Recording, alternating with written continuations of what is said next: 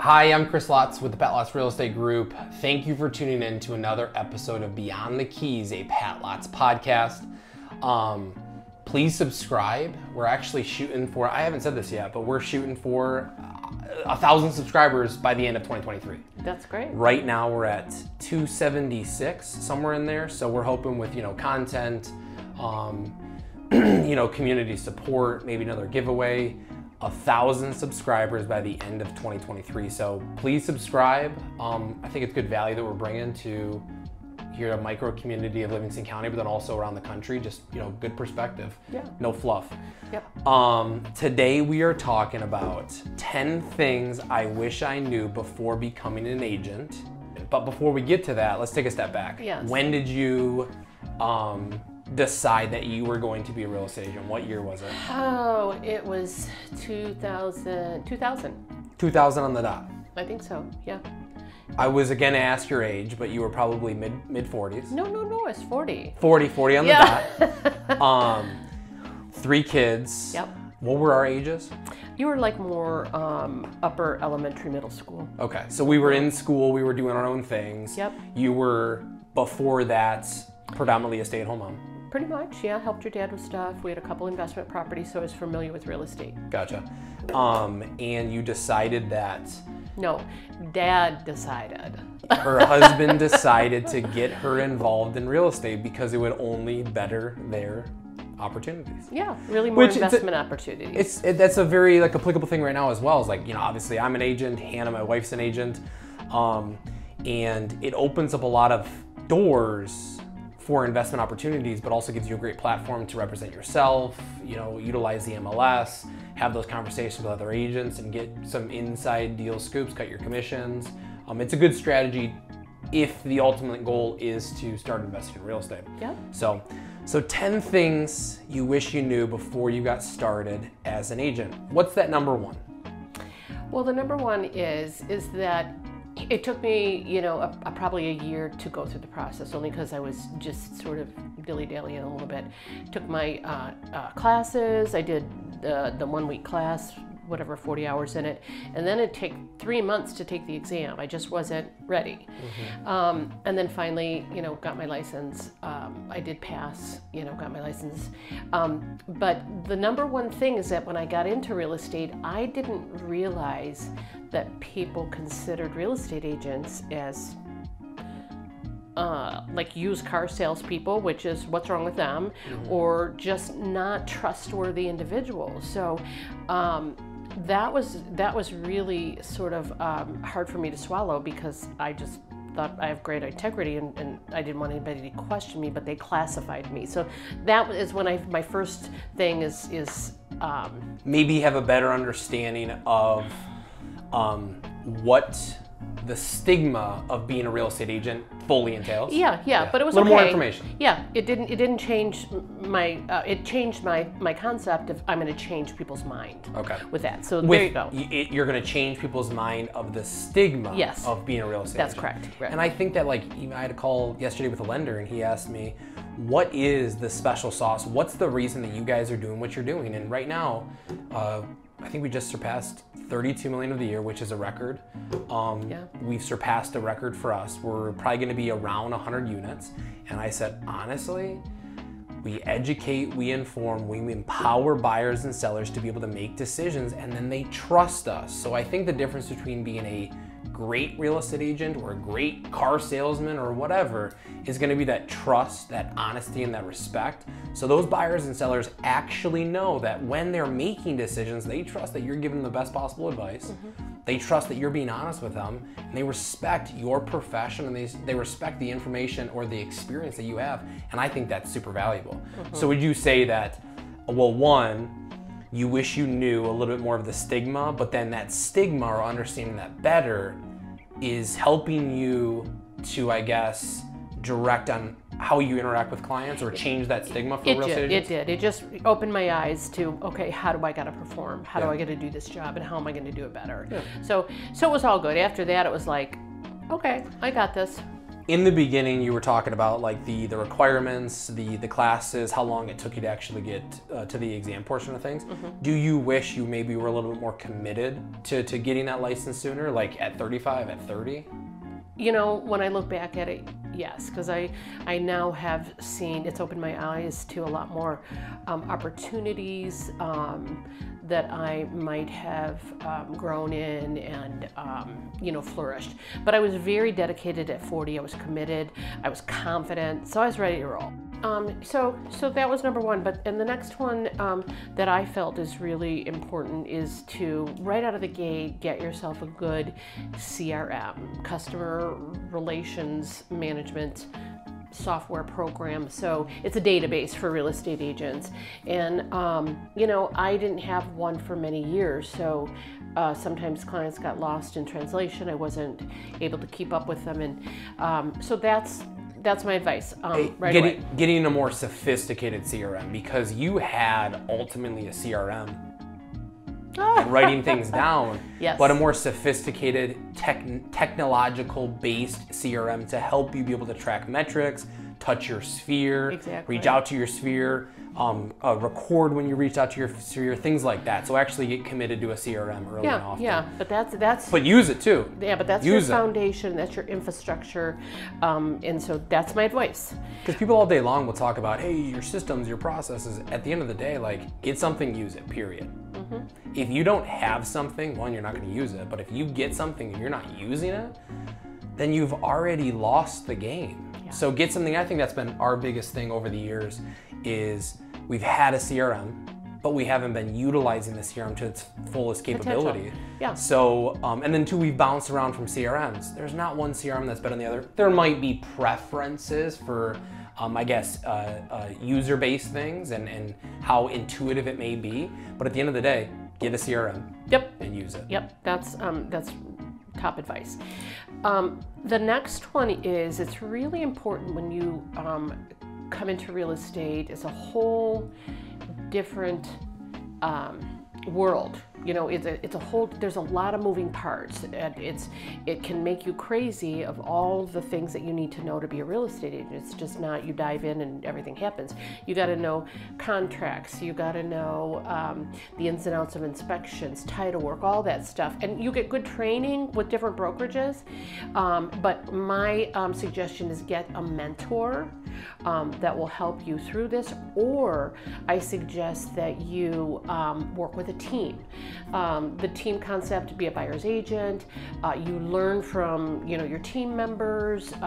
You get advice based on what they've experienced. They can look at contracts for you.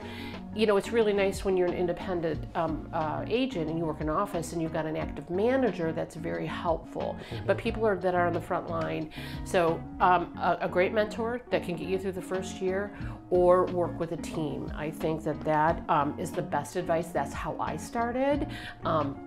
And the two, I was with a top producing agent for 4 years, 2 different ones, and it was the best thing I did and excelled my experience to a real seasoned agent in a short period of time. It can get you on the fast track. Fast track. Yeah, get you on the fast track, learn a lot, drink from the fire hose, retain a lot of good information, and get on the next opportunities. And even with medical device sales, where I started, learn your lesson, move on to the next. So you worked with that one agent, you learned your lesson, you went on to the next. Learned your lesson, move on to the next, and got to become an independent agent. And so in those 2 to 4, 6 years, whatever that looks like, how much information did you obtain and experience from their experience that got you really on that fast track? Well, and you learn by each transaction. So if you're on your own and you do 10 transactions a year, that's 10 transactions of experience.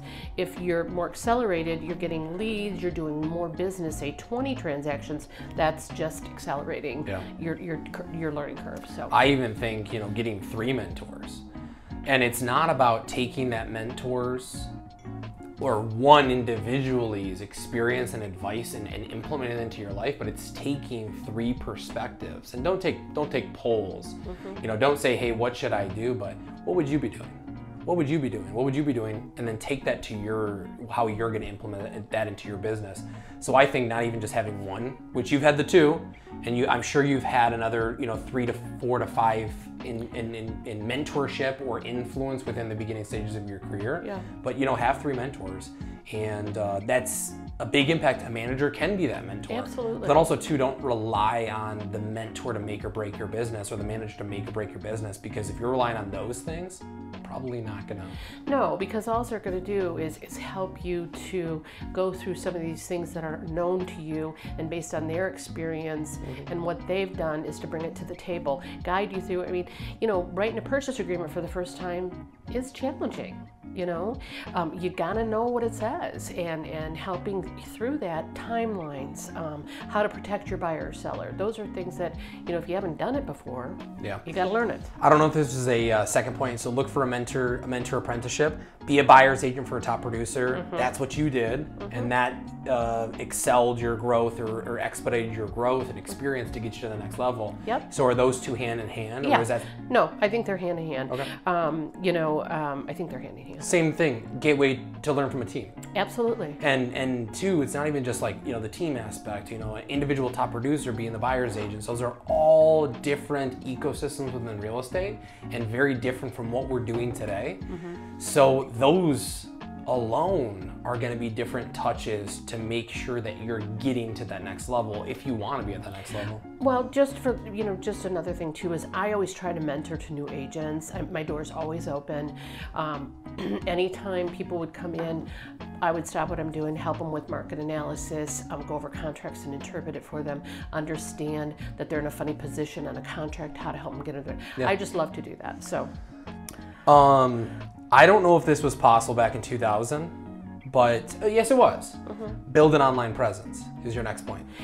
Yeah, but I think that it wasn't like it is today. I think that it's a key component to getting yourself out there, your brand, and who you are. So really work on building your online presence. 2010, 2009. That really was, and you've had a great.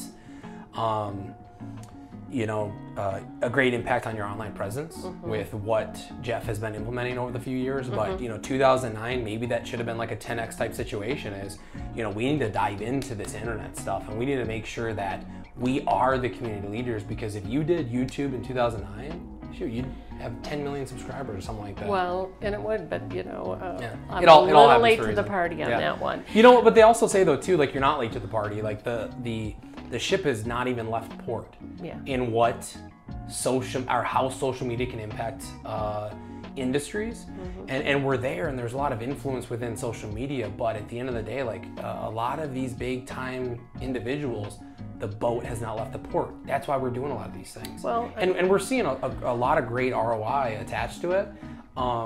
So even at a small level, it can potentially have a big impact.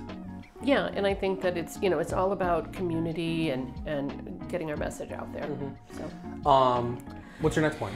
Well, it's really hard when you become an agent, and you're all excited about everything, but you remember you're an independent contractor, so you gotta show up, you gotta do the work, you gotta show up at the office, and you gotta stay positive. This is not success overnight. I mean, it took me many, many years to get where I'm at. So it's taking one step at a time, one client at a time, and making the best of that. And so I think that that's really important. I also think that you're not necessarily reinventing the wheel. Real estate has been around for hundreds of years. So back to your point of stay positive, but then stay patient. Do these foundational steps that a lot of agents are doing, but I think the big difference is people are deciding to quit in that first 2 to 3 years. Yeah. So staying positive, staying patient. Shit, if you were to quit in your first 2 years, then you would have been no different than every other average agent, I'm assuming. Yeah. Yeah. So staying positive, Yep. staying patient, showing up. studying, being a expert in that field has gotten you to where you are today. Exactly, but it's go to online training, which is now we've got a lot of great resources to help educate us on market and marketing and all that other great stuff. So those tools are out there. So you've got to show up at the office or wherever you're doing your business, and like you go to an 8-hour job, study those contracts, study what's going on. There's so many resources, coaches that are available, just the online tools that are free to you. I was going to say, even these big online guys, there's a lot of real estate coaches. There's a lot of great small real estate coaches that can impact your business positively, but it's who is that mentor? And that's the problem, is I think people become busy idiots. They keep taking polls of multiple people, implement someone's advice, and then go on to the next, or stay on that person's advice and keep excelling the business. If they've proven that the steps that they're doing have gotten them to where they are today, just do that. Don't reinvent the wheel. Yeah. And I think a lot of agents, or a lot of professions are trying to do that stuff, is how am I going to be different? You need to differentiate yourself, so don't get me wrong on that, but at the end of the day, if I'm implementing these foundational steps and it's proven, why would I do something different? Yeah. Get a CRM, study, be an expert within your field, within your community. People will come. Have a good business, create good service, right. And at the end of the day, buyers and sellers will come. Yep. And I think, and that takes us to the next step, is talk to people every day about real estate. I meet a lot of people throughout the day, and they're either past clients or people I'm just meeting, etc. And they say, oh my gosh, real estate. Tell me about what's going on in the market. Every person I talk to wants to know what's going on in the market. So I have information that I'm currently saying about what's going on in our shifting market. And just talk to people, reach out, communicate. Even if you're just starting your business, you can contact your peers, your friends, and say, hey, this is what's going on. So you can go and do a market analysis for, the people in your family, and it's just experience and reps. Getting, reps.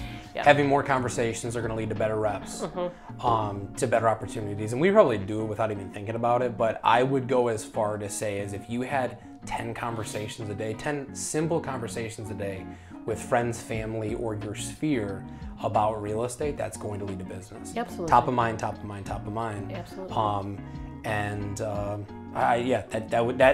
That alone, if you take anything away from today, I guess the top 3 might be start, study, be an expert, get a CRM, get a database, utilize it, take action, and talk about real estate. Yeah. Period. You'll be successful. Yeah. But it's about being stay positive, stay patient, and you will get there. It takes time. Think about it. Brick and mortar shop on Main Street. It takes time, and you've got to continuously reinvest in your business, personally, through work efforts, finances, marketing, the whole bit.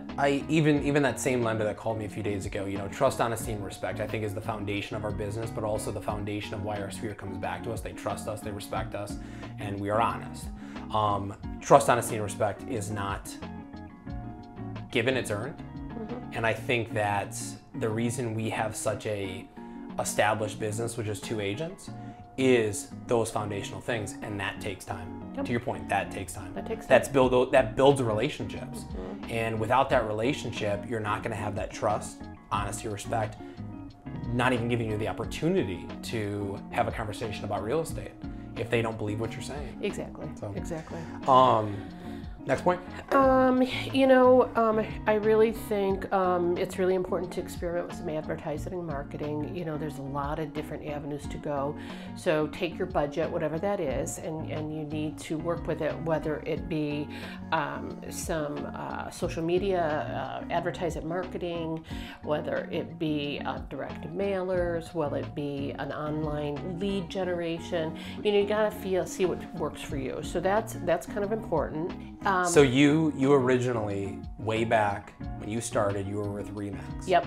That was with that first producer. Yes. Then you transitioned to another top producer agent. She was Real Estate One. That is correct. How did you meet the first producer, top producer? I sort of networked through some people that I knew that were in real estate. Just knew of her? I knew of her, knew she was a top producing agent. She did a fabulous business. She wasn't necessarily looking for a buyer's agent. She had one, but she pretty much said, you can join my team and, pick up the scraps. So I picked up the scraps. I really worked hard on open houses. My first year I did 25 deals. They were all open houses where I got those leads. She didn't feed me leads. I fed myself. Wow. So that was sort of cool. But before I went with her, I did shop around brokerages, and I talked to some local ones here in Livingston County, and I took the class at Real Estate One. So I really liked Real Estate One, but it's a good fit for me because it's a really relaxed environment. I think our brokerage and Real Estate One, Michigan's largest brokerage, speaks for itself. So, and let's just take a step back. Real Estate One, the environment gives you a good platform to do your business, how you want to do your business, not show up and throw up, drive product down people's throats. Real Estate One has given you a good environment to lay your foundation and do your business, period. Because every brokerage is not like that. A lot of brokerages, some brokerages might be hard and aggressive. Yeah. Two, the accessibility to leadership, I think within Real Estate One, it is the Michigan's largest brokerage, but the leadership definitely makes themselves accessible to a Pat Lotz, even down to somebody who's just starting within the LCs are awesome. Family-owned business, they're just good people. Yeah. And then I thought there was going to be a third point, but I think those are two phenomenal points. It's about environment. Yes. Some others are going to be more prone to work in an environment like Real Estate One or a Keller Williams or a Coldwell Banker or whatever. And then and then the second point is leadership and accessibility. We don't necessarily, Dan Elsie's not going to have an impact on our business. Our manager's not going to have a huge impact on our business. But at the end of the day, if we need them as resources, yes. I know for a fact I'd get Dan Elsie on the phone within 2 minutes. Yep. That's awesome. Absolutely. That's awesome. Absolutely. Next thing is, when you come into this business, you do invest quite a bit, substantially right out of the gate, to even just before you're a licensed agent. And those are fees and exams and training and marketing and business cards, signs, all that stuff. So it's a good $3,000 to $5,000 investment the first year, and that is being conservative. Mm-hmm. But I also want you to know that you have no salary. It's all about you, and in the first couple of years, don't think that you're going to get a paycheck. So my suggestion is have a year's salary in the bank, whatever that looks like to you, that you can live on. And a lot of times people start up in the business and they're in a couple of years, but they have to go get a part-time job because they can't meet their bills, and they thought real estate was going to be a get-rich-quick scheme. It's not. And we talk about that in a full-time agent versus a part-time agent. That will have a huge impact on your business. Mm-hmm. And it's not to say that part-time agents can't excel, but also too, it's a certain standard of what they're trying to succeed. They love the foundations of a W-2, and they like the supplemental income. It's more of like a side hustle. Mm-hmm. If full-time agents, this is a full-time job, where a part-time agent, they're gonna have a different full-time job and they're gonna have a side hustle. Great side hustle. But if you wanna do it, I guess it comes down to your goals and expectations. And what you can do, how you can do that, what that other job allows you to do, and your balance. So it's not a bad gig, yeah. But to me, you really got to work it, and a part-time agent would be in question of whether I'd hire a part-time agent. Mm-hmm. So it all depends. Yeah. Yeah. And that goes hand in hand with have startup funds in the bank. Yep. If you're going to start experimenting with advertising and marketing, you're going to need the money, and it takes money to make money, and we're proof of that. We're going to talk about on a podcast about what we spend every single year, about what it takes to kind of keep Pat Lotz Real Estate Group, funded and growing. We have 2 employees. Yep. It takes money to spend money, and we make a good living, but at the end of the day, there's a lot of funds that go with that. Well, yeah, we work hard and we pay hard. Mm-hmm. So, this next section. That's actually, we had 10 points. I probably went to 12. And that's a whole nother... Let's run through this really quick. Okay. Hard work starts after the exam. You know, it's, again, like to your point, you're not going to get rich quick, and it's not going to be something that's going to happen overnight. It's going to be positivity, patience, create this foundation and grow from within, but it's going to take a lot of that hard work. And people, I think people, it's no different than anything. People see fight night. They see the battle in the octagon for MMA or in the boxing ring for boxing. They don't see what it actually took. The years, the months, the years, the weeks, the days, the hours to actually get to that point in time. So a lot of people see the success and they have no relation to all of that work that went into it. So you know, that's one thing that we really want to make a point of is the hard work starts day one and does not stop 23 years later. No.